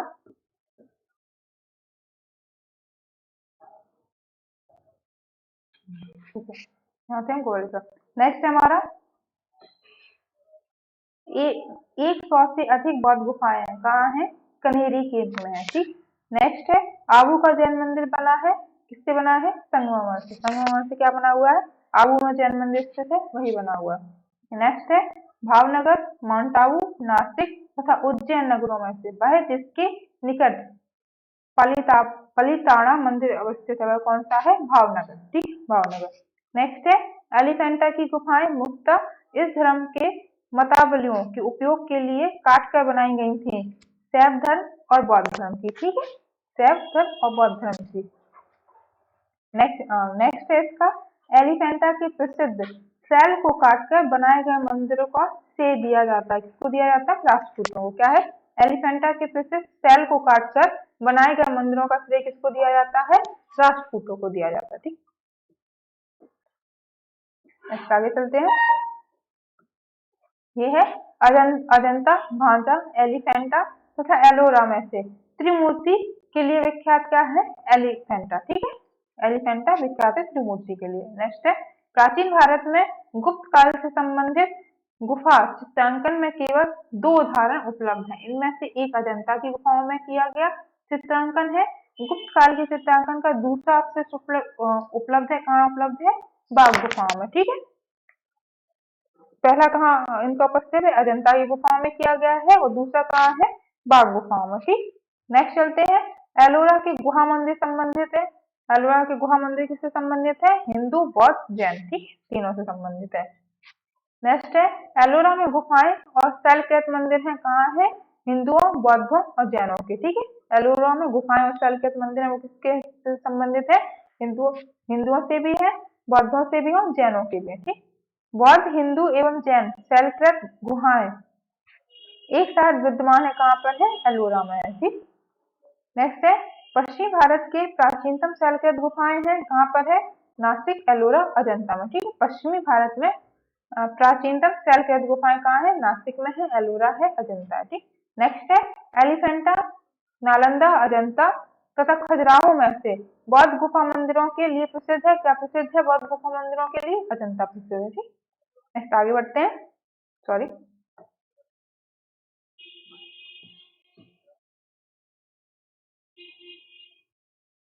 फिर थोड़ा यहाँ पे छूट गया था, मुझसे गलती हो गई थी, माफ करिएगा। ये न्यू टॉपिक स्टार्ट हुआ था हमारा प्राचीन भारत में स्थापित कला, जिसमें भी हमने क्वेश्चन देखे हैं। इसके 3-4 क्वेश्चन ये जो छूट गए थे, ये भी मैं कराती हूँ। पहला क्या है?